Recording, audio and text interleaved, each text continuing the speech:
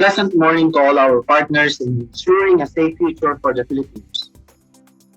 Let me first greet our Filipino scientists and researchers from the academic and research institutions, from key government agencies involved in disaster risk management, public servants, government officials, private companies, media practitioners, colleagues, and attendees of today's event.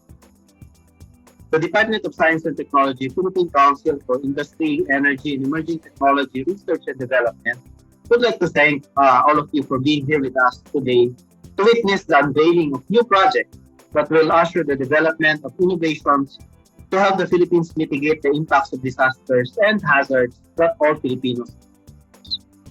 We officially welcome all of you to today's event. The Science and Innovation Budding Opportunities for Leverage or CBOL. CBOL is a webinar series where we put a spotlight on newly approved and commenced projects supported by DOST-PCIEERD.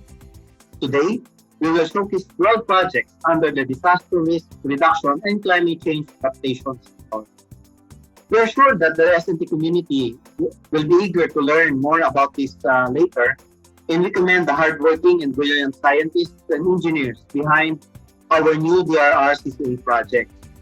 Dr. Esperanza Ocayanan, Mr. Alvin Pura, and Ms. Edna Juanillo, and Dr. Nathaniel Servando, and Dr. Marcelino Villafuerte from the DOST Philippine Atmospheric Geophysical and Astronomical Services Administration, or PAGASA, Dr. Decibel Slava, Dr. Bichayda Payot, Dr. Noelino Ramos, and Dr. Carla De Malanta from the University of the Philippines. From the Department of Environment and Natural Resources, Mines and Geosciences Bureau are Ms. Lisa Manzano and Mr. Marcius Isip and Dr. Carl John Salaan from Mindanao State University, Iligan Institute of Technology.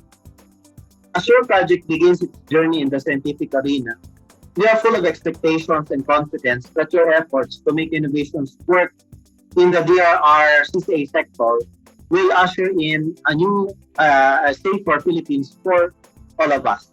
Thank you for heeding our call to spur more game-changing innovations.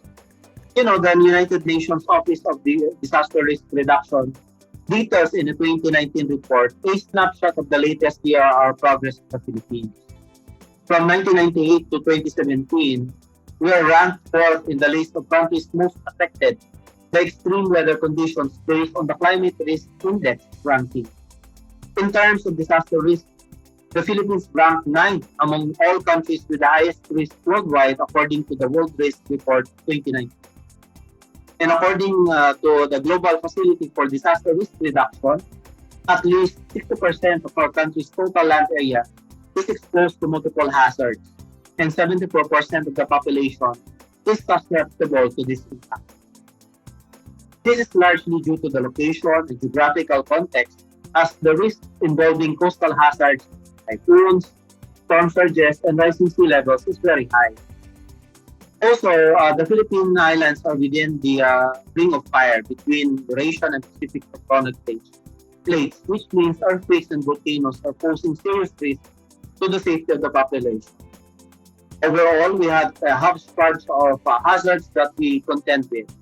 From these, hydrometeorological events, including typhoons and floods, account for over 80% of the natural hazards in the country during the last century. As for climate, we are among the top countries at risk of adverse impacts of climate change due to our sensitive ecological systems, including reefs and marine fauna. A large number of coastal populations are exposed to frequent weather extremes, which are likely to increase in intensity.